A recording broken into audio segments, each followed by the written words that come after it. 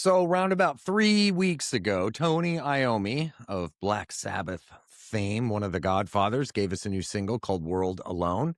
And like I said, we're late to the party, but let's talk about it. Jorn Landy. Did I say that? Land? I think so, Is that yeah. how you pronounce it? Mm-hmm. Operatic, in his approach to heavy metal. He stepped in along with Glenn Hughes to fill in for Ronnie James Dio with Heaven and Hell when Ronnie James Dio passed away back in 2010. There was a memorial show. I will say this. Tony Iommi, at his age, to be writing the riffs that he's writing, we should be absolutely beyond happy about the fact that he is able to still do this, especially beating cancer. He is the best. He is what's the word I want to say? The Godfather of metal. And for me, it was a bit of a waste of time to write something and have Jorn sing on it. I know this is such a toughie because, as you said, were it not for Tony all those years ago, we might not have the heavy music that we have today. I expect it would have come around in one form or another, but who knows if it would have taken the paths that it has taken. So nothing but respect for the guy. And like you said, I'm glad that he's still putting stuff out and still doing stuff. But this one just didn't do it for me. And I think a lot of it had to do with Jorn. I don't know, because I'm a dick. And this track just didn't move me all that much. I mean, the riffs are solid riffs, but this one just, I don't know. It didn't turn my wheels. And I feel like an asshole for saying it, but I'd be lying if I said otherwise. Yeah. Well, production-wise, sounds great. It's a wall of sound. Props to Becky Baldwin on bass, Carl Brazil on drums, and Mike Exeter, the co-producer and keyboardist. Great. I loved the song structure. I really liked the octaves going up during the chorus. I find Jorn to be just cheesy. And look, how do you replace Dio and Ozzy? Let's be honest. And even Glenn Hughes, right? You don't. It's hard. It's hard. And I know that Tony's at a point where he can choose who he wants to play with, and he may have a really, really good relationship with him. And that's obviously the case. But there's a lot of better singers that are out there. And I found this track to be cheesy based on how he decided to sing it. It's that vocal style. And I won't deny that. Look, there's bands with operatic vocalists that I'm really into, and have been historically over the years, maybe not so much these days, but, James Labrie with Dream Theater, Jeff Tate, Bruce Dickinson. I mean, these guys have all got big vibrato and they're powerful singers. And I don't love all of what they do either, but it got me right from the start. And I just went, I don't know if I love this. And I've listened to it 15, 20 times because I want to love it because it's Tony. And, I have such reverence for the guy. And as you said, the production is clean. The mix is good. The captures are solid, but it's just something about it that didn't make me want to immediately play it again. Though I did, because I kept asking myself, what am I missing? Why don't I like this as much? And it's probably because it's not a departure from what I'm listening to these days. What I'm listening to these days is a departure from that, So I don't want to say objectively it's not good. It's just it's not doing it for me.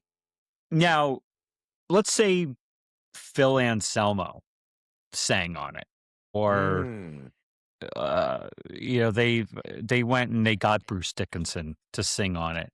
Do you think that you would find the track more appealing then? I think maybe with a different vocal style I would. Bruce, again, has that really operatic style too. So I don't know if I would have received it that much differently with him or James Labrie, which again, I feel like I'm ready to take bullets for feeling this way, but I do. I just don't love it. And I want to love it. I just can't.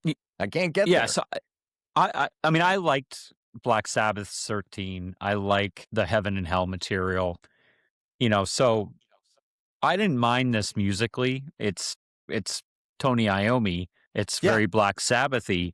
I just really had a hard time getting over the cheese factor of the vocal execution. And Mhm. look, we're not going to please everybody, and he's not going to please everybody, but he's pleasing himself. And if that works for Tony, then great. I sadly will not be, taking my nickels and going and buying a vinyl version of this as much as I want to support him. Not that he needs it at this point. He's far richer than Yeah. you and I are. But at the same time, man, I would much rather have my Wendy's Dr. Pepper that I had brought home to me than to listen to that track again. Yeah, well, and again, I think it's important to point out that, or maybe it isn't. Who cares what we think? But musically, everything that's happening under the vocals, I think is great. It's solid. I don't dislike any of it. But with that, with Jorn, see, again, I feel like an asshole for not knowing the pronunciation of his name. It turns it too much for me.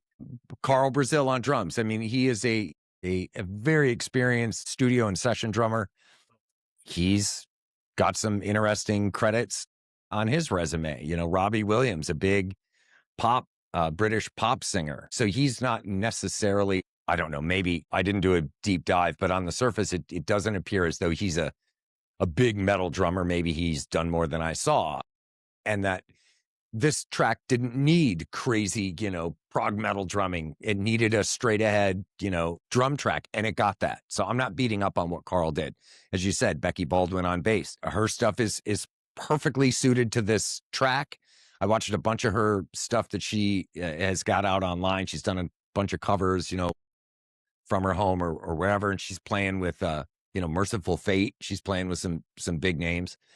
So they've all got cred, man. They've all been around the block. None of them are kids in this, but as a whole package, I want to love it, and I don't.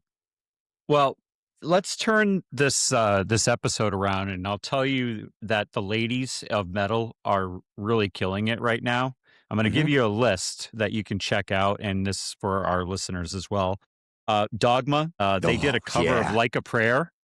The Like a Prayer cover is fantastic. They have a new single that's out. If you haven't heard yet, Castle Rat. It's the collision of metal and Dungeons and Dragons. The ladies in Witch Club Satan are absolutely diabolically satanic. There is nudity on stage. There is a lot of spit, venom, sweat, just some anger there. And they put on a hell of a live show. And then the last one is Die Spitz. These ladies are having a great time. They're great musicians. All these ladies are great musicians. And then we'd be remiss to not mention Frayle. And we've had them on before.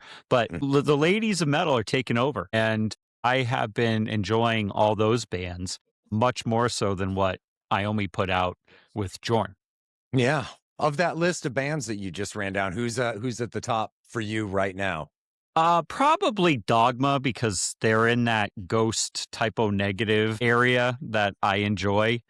But I equally like all of them. I think that they're all really talented ladies. They all have their unique reason for existing. Like Witch Club Satan is very black metal, but they delve into other, avenues. They don't stay just all, power chords and in your face, but they are vicious. Castle Rat was riffy, a lot of fun, just so much fun. And Die Spitz is somewhere between metal and Guns N' Roses and, older rock and roll, but they scream enough and they're aggressive enough that they keep me interested.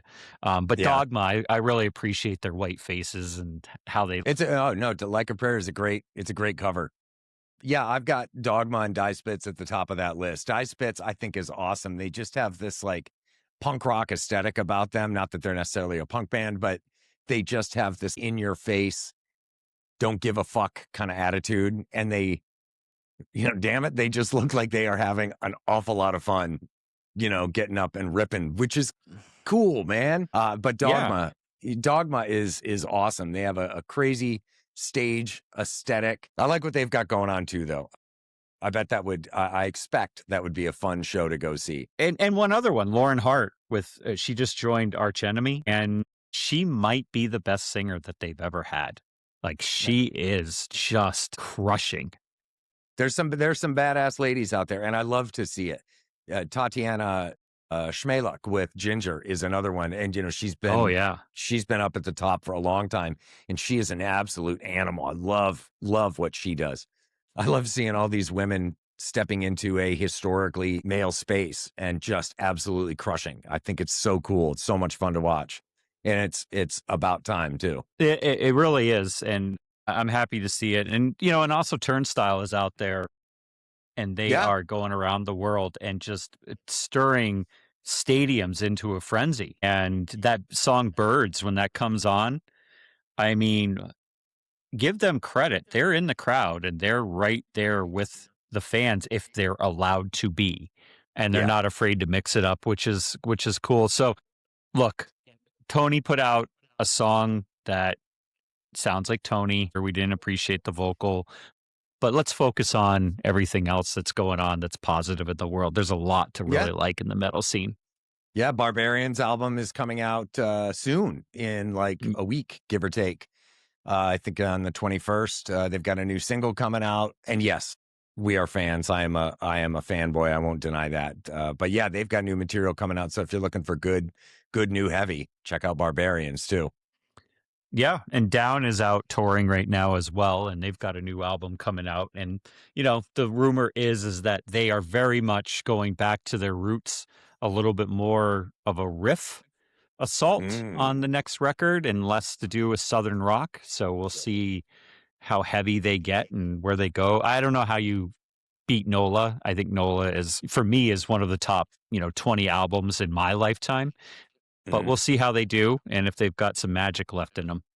Yeah, awesome.